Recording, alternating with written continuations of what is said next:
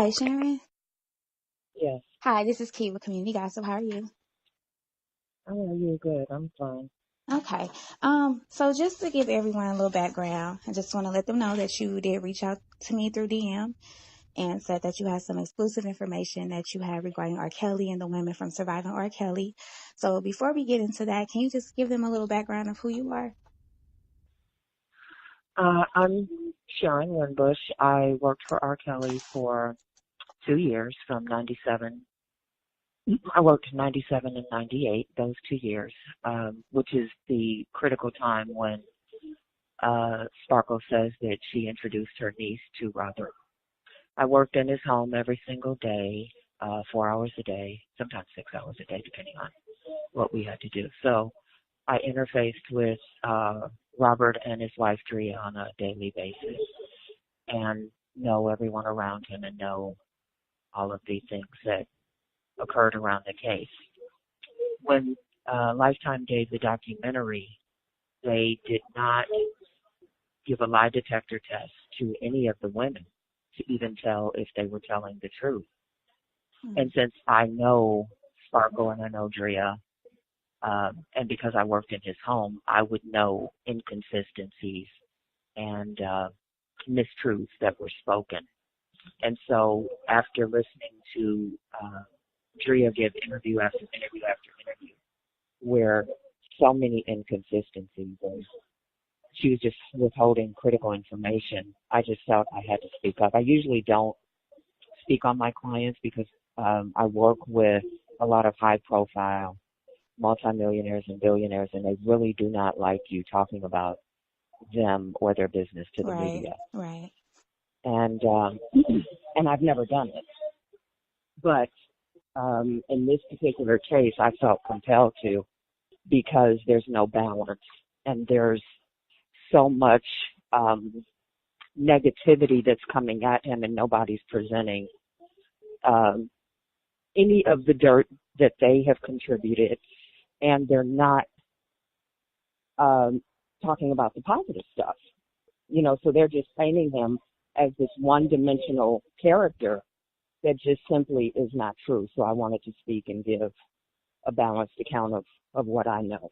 Okay. And like you told me through DM, you did not sign a confidentiality statement with him, so you are free to speak on this.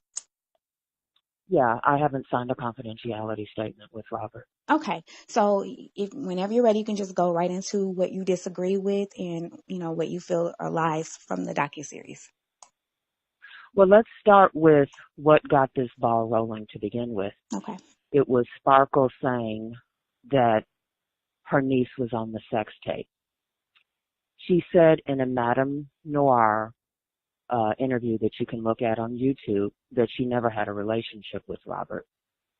There was one particular day that she came by his house at 11 o'clock in the morning. Now, mind you, he lived in the house with his wife and kids. Mm-hmm. But this particular morning, his wife and kids weren't there. The doorbell rings. Robert goes to get the door. I'm in the kitchen preparing food, and in storms Sparkle. I recognize her, obviously from the videos. She gets to the kitchen first, and she's giving me this jealous look, is all I can characterize it as. So Robert comes up behind her, and he says, "Oh, this is the best nutritionist in the world." He introduces us. I reach over the counter to, extend my hand. I say hi and wanted to shake her hand. She rolled her eyes and stormed off. And then she proceeded to go from room to room to room, as if she were looking for evidence that another woman was there or that he was married. Robert got married and didn't tell anyone. It was a secret marriage.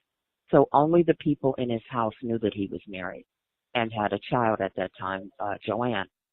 So my assessment of what happened that day is Sparkle found out that he got married, and she confronted him and came over and wanted to find evidence. And that's why he had Drea go to her mother's that day. So I can hear them going from room to room to room, and he's acting like, a guy that's been caught, and he's trying to explain himself, and she's acting like, she's on a mission to find evidence that he has a woman living there. Um, I ended up leaving because it was, I was done with whatever I had to do, so I left, but she was still there when I left. Then later on, a few months later, I found some naked pictures of her in a drawer of his. She was on a bed with, I think, 3 or 4 other girls. They were all in black panties and being intimate with each other. Robert was not in any of the photos, so I assumed he was taking them. But the pictures were in a drawer. They were stuff underneath some stuff. And the only female that I did recognize was Sparkle. The day that she came by at 11 a.m., she also had on a see-through skirt with black panties. So that seemed to be a thing. And it was, sort of gossip with the inside camp that he and Sparkle had a relationship. So when she said on Madame Noir that she never got involved with Robert, that I believe is a lie. I've never seen them intimate, but I saw the naked pictures of her. Well, she and the other girls had on black panties, but they were being intimate. And I saw how she moved through his house. Now, if Robert is as controlling as everybody is saying, then there's no way he would let an employee move through his house as if they owned it. Right. He would have stopped that. Mm-hmm. But that's something that a boyfriend does when his girlfriend is confronting him. And so that was the vibe I got. That was the energy I got. Now, I believe, and this is just my assessment from the things that I've heard from people in Robert's inner circle, I believe that happened 1998. I believe sometime 2000 or 2001, she found confirmation that Robert was in fact married with a child. And then the tape was released. But the tape went to the Sun-Times, and it went to the music critic at the Sun-Times. And that's a critical piece of information, because whoever did it, the intent was to destroy Robert's career. Robert had told his inner circle that it was a manager, Sparkle, and a couple of other people who had plotted to destroy his career. The manager had gotten fired, I believe, that January. Sparkle had found out about Drea and the baby, which gave her motive to lie. And also the other couple of people had been fired as well. So her not saying that she was intimately involved with Robert and exaggerating the age of the girl speaks to having a hidden agenda, in my opinion. I knew her niece. Her niece came to the house. Actually, Drea is the one that introduced me to the niece, because she was over the house regularly, and Drea told me that was her goddaughter. So as I was preparing food in the kitchen, the girl would be in there sitting at the counter talking to me quite a bit. And she would be on the phone with her mother. I talked to her mother. And she, at that time, that was 1997, I met her. She told me she was 13. Fast forward to 2000, she would have been 16. The sex tape that came out was date stamped for early 2000. If that was Sparkle's niece, she would have been 16.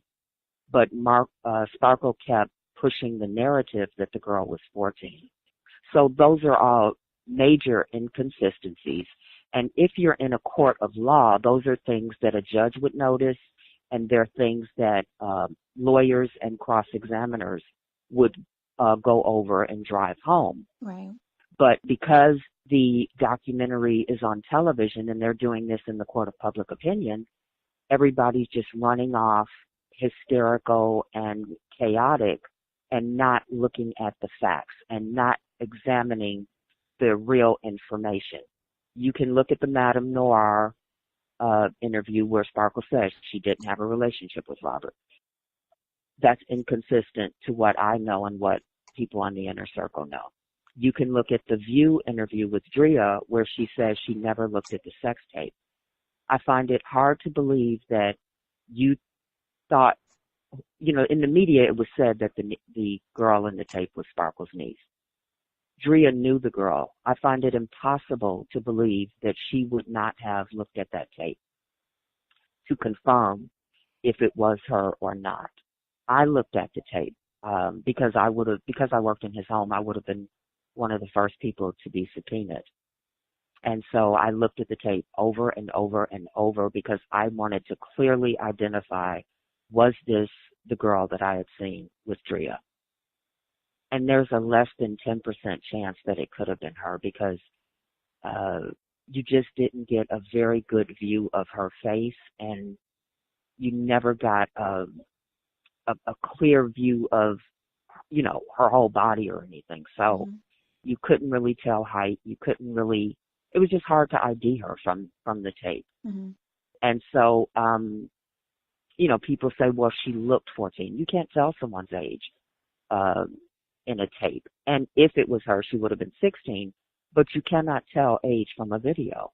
Stephanie Mills is somebody who's very petite, and at 25, she looked like she was 15. You have petite women who look like teenagers because they're just small in their build and they haven't developed, the way tall women develop. So my assessment was, if the girl says it's not her, if the parents say it's not her, then that's all we can go with.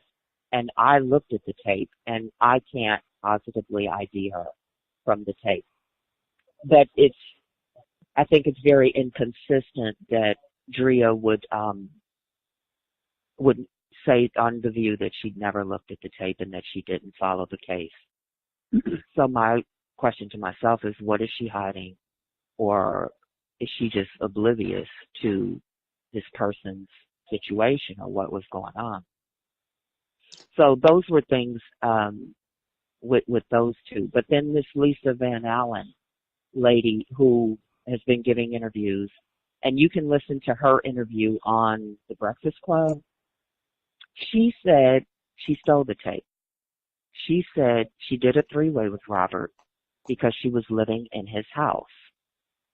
She said she was 17 at the time. She said she took the tape because she didn't want Robert to have a tape with her on it. All of that's on the Breakfast Club interview.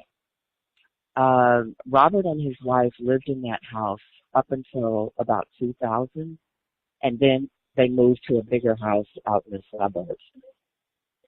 Lisa Van Allen was, I believe, 27 at the time of the trial. So that meant in 2000, she was 19. Robert's house wasn't vacant from his wife until 2000. So if she lived with Robert, it would have been 2000, which meant she was 19, which meant if she engaged in sex with an underage girl or someone she believed was underage, then she was committing a crime. Exactly. And she's complicit in the crime. But the strongest piece of inconsistency with her was she said she was living with him. She stole the tape because she didn't want him having a tape of her. And then DJ Envy said, well, why aren't you on this tape? She said, I'm not on that tape. Why would you take a tape that you're not on if your purpose was to get a tape of you? So that's an inconsistency. Then she said she took the tape to her hotel room. If you're living with Robert, why would you have a hotel room? You see what I'm saying? Yeah. So those are all inconsistencies and blatant lies that they're telling, and the Lifetime docuseries did not give a lie detector test to anyone. They just allowed people to come on there, tell their story, and then, they just promoted it heavily. And if you do that, unfortunately, you have a lot of people that just want to be on TV. You have a lot of people that feel if I get on TV, I can eventually make money. I can do interviews. I can write a book. I can do a reality show. And so when you have that type of mob mentality, to me, it's irresponsible of Lifetime not to give lie detector tests to all the women and not to ask critical questions. Because if you're going to publicly execute R. Kelly, you should be very careful to present truthful information and not just innuendo and speculative data. And that's where I think a lot of the public were confused because they would see videos of Drea, like on her live, where she was celebrating R. Kelly, um, you know, Right. affectionately calling her baby daddy. That he's a musical genius. But then when everyone see you on the documentary, you were a victim. So I think a lot of people are really confused on what to believe. And like you said, when something's presented to the public, it's public, plays out in the public, it's just going to go by public opinion. And the most important thing is, why did she lie on The View and say she never looked at the sex tape? And she's never admitted publicly that she knew the girl who was Sparkle's niece.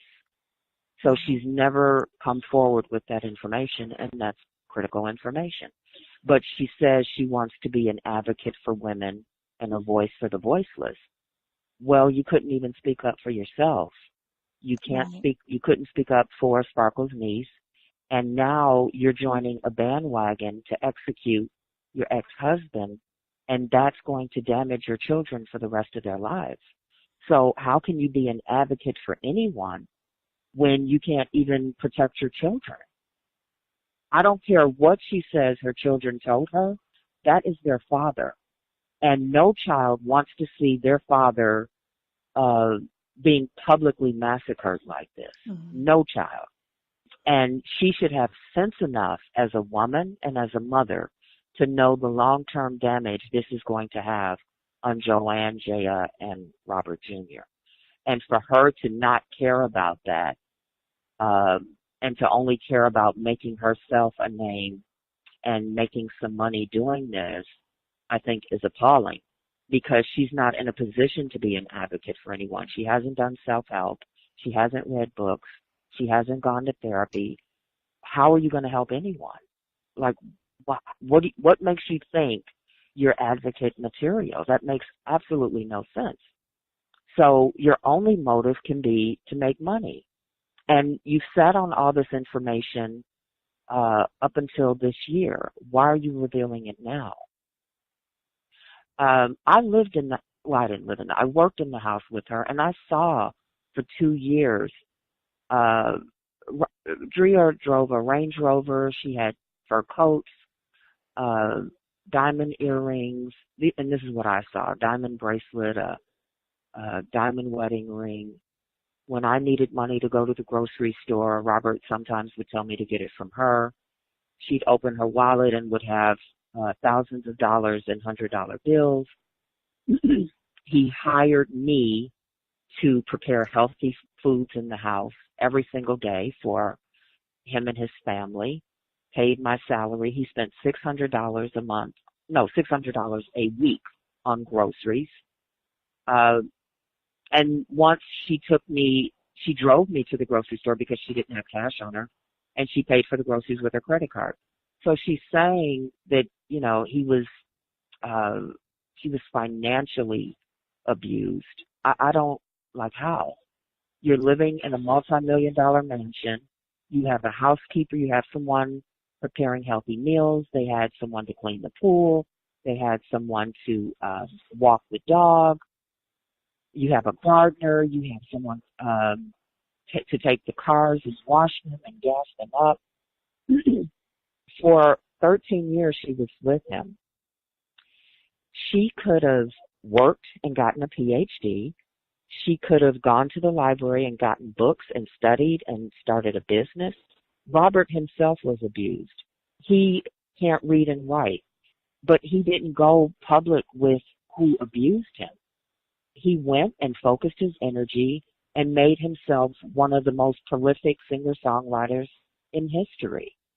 He's in a position to show people how to pull yourself up from abuse, not her. Every day I saw her reading magazines, gossiping on the phone, talking to her dancer friends. So So when she she says didn't that, use her. I'm sorry. I was going to ask. So when she No, says go on. that she had to, I think she said stump her foot or knock on the door to get food, and she was locked in rooms because that's what she was saying on docuseries. You've never witnessed any of that. He would have anyone. Well, keep in mind, Robert worked from his home.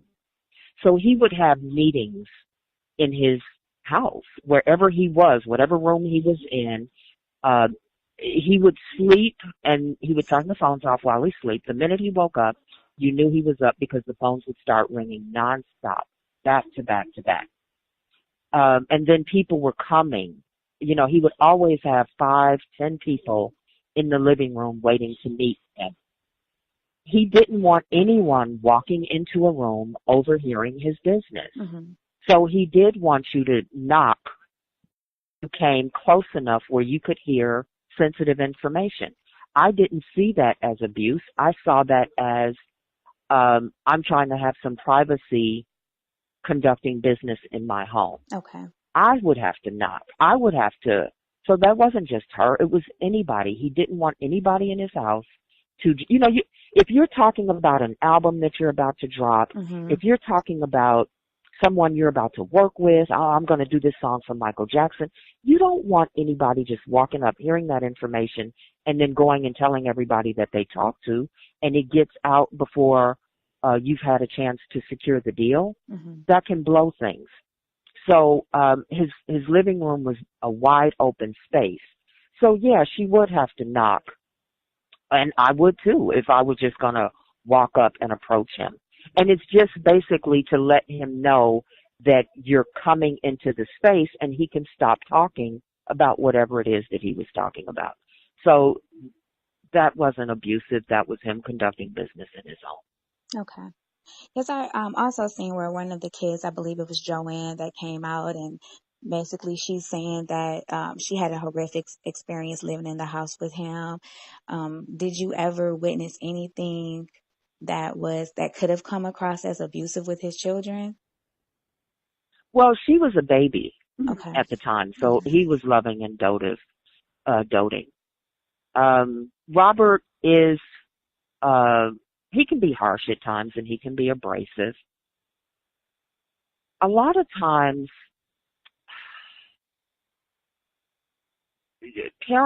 women have to be very careful how they paint the picture to their children Mm-hmm. because their children will then take on some adult baggage that they're not ready for. And I do not want to say that Drea was not abused because I don't know what happened when I was not there. Right. I don't want to minimize any pain that she may have gone through because I was not there 24 hours a day. Right. So I can't speak to that. What I can speak to is her being inconsistent, her not telling a balanced story. She's not talking about all the good that he did for her. She lived a 1% lifestyle. 80% of the world lives in poverty. So you got to live in a multi-million-dollar house with all this help around you. Shame on you if you didn't use your time wisely. Mm-hmm. Shame on you if you didn't go start a business, educate yourself and get a PhD and do what you needed to do so that when you got to that breaking point, you could just leave and not have to rely on him financially. So I think a lot of it was he stopped giving her money for whatever reason.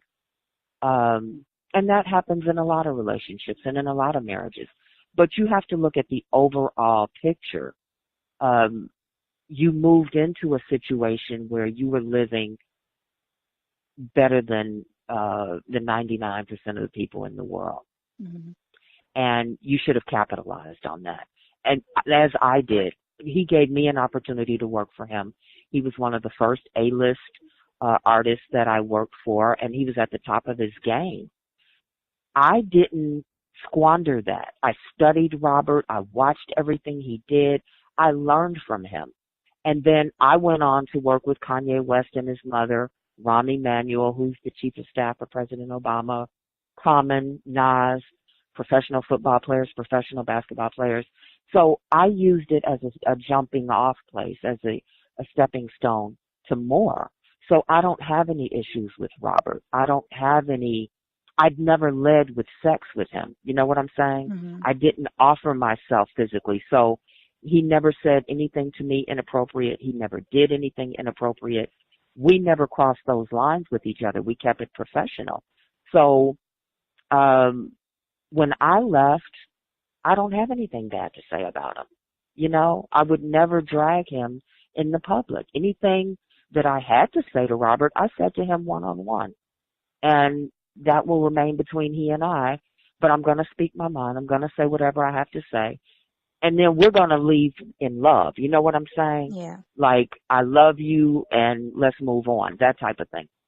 And I think that's how people should be. If you can't handle a situation, and let me say this, I work for a lot of CEOs, a lot of multimillionaires and billionaires.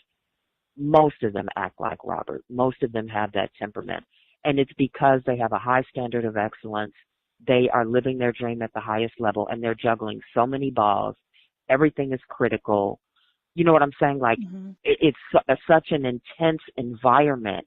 If you're not built for that, don't go into that arena. It's like stepping on the court with Michael Jordan. If you can't handle that level of play or that level of intensity, then it may not be for you. And all you have to do is look at what has Drea, Sparkle, or any of these other women accomplished since their knowing of Robert. If you have to still make money using that man's name, that says you didn't do what you were supposed to do when you had that opportunity. And she was with him the longest. So she should have, uh, she should have been able to start $1 million business. You're with a man who pulled himself up out of adversity, who couldn't read, couldn't write. He himself was sexually abused all of his childhood, grew up in poverty, and yet he went on to become a multimillionaire and be very successful. You can't learn from that.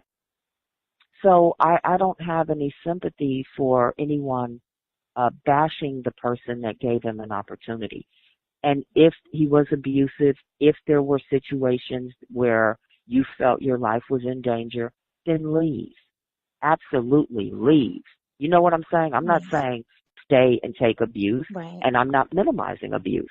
I'm saying at the first sign of smoke, leave. Right. That's all. You don't stay in a burning building. You don't stay in gunfire. You leave. And then that way you don't have to go on TV bashing someone and dragging their name and destroying them in the public. I don't condone that behavior. No matter what he's done, uh, you don't do this under any circumstance. And I know with the girl Jocelyn Savage and the other girls that were mentioned in the docuseries, I know this was well after your time with him. But do you have any opinion on that as far as their parents claiming that they haven't seen them for 3 years? He's holding them hostage. I can say that I don't believe he's holding anybody hostage. Okay. Robert works 99.9% of the time. He doesn't have the time to do the bullshit that they're saying he did. You know what I'm saying? Like, Yeah. he's working all the time. He doesn't have time to do that. A lot of times he'll say, sit here, because he's done that to me. He's done it to his personal trainer. Sit here and wait for me. And if you sit there and wait, that's on you. I Hmm. would see, I'd come in and his personal trainer would be there and Robert would be asleep. The personal trainer would sit there for 4 hours. And then Robert would never get up and he would leave. I would give Robert 20 minutes. If you're not where we're supposed to meet, I'm gone. Hmm. You know? So that's on you. And I don't think it was so much, I think Robert just, he had so much going. That's what he did. So, that's my take on it. That's my assessment. And I hope it adds some balance and some clarity, Okay, well, I you know. definitely appreciate you talking with me. And yeah, I think it will because we've only heard from their side. No one has come out on his behalf to speak on what they've witnessed with him. So I definitely believe it would do that. And I want to be very clear. I have not talked to Robert in over 15 years. Hmm. I haven't spoken to him. He doesn't know that I'm speaking out. And it's not even about him. It's about just creating balance. Right. I understand. Um, I don't believe, um, how he's being portrayed based on what I know of him. And I think it's being exaggerated. And the other point is anyone that got involved with him after that tape came out, in my opinion, had a hidden agenda. You saw him on a tape urinating on someone. We don't know who the girl is. We don't know the age of the girl. That can't be confirmed. But you do see him urinating on someone. And, you know, that may be his sexual proclivity. But if you see that and you still, the other thing, Robert doesn't call people. So anybody that got in his life, you have to call him 100 times before you reach him. He doesn't answer phones because he's always in the studio working. So you would have to sit and literally call him 100 times a day to even reach him one time a week. So anybody that's in his life aggressively pursued him. He went to Kenwood High School, not to troll girls. The musical director there was a second mother to him, and she would help him write and compose his music. And he would go to McDonald's because he likes to eat McDonald's. Okay. See, this is the That's first time it. I've ever heard this because everyone made it seem like he goes there to look for girls to prey on. No, the musical director, Lena McLin, is a second mother to him. And because he can't read and write, she helps him compose his music and put it in musical format so that the other artists can play the music. Wow. I mean, it's something so basic and so simple that people are making sinister and ugly. Wow.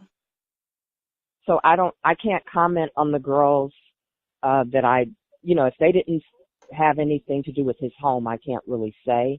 But Lisa Van Allen, because she said she lived in his home, I can speak to that because I know that his family was in his home. So she didn't live with him before 2000.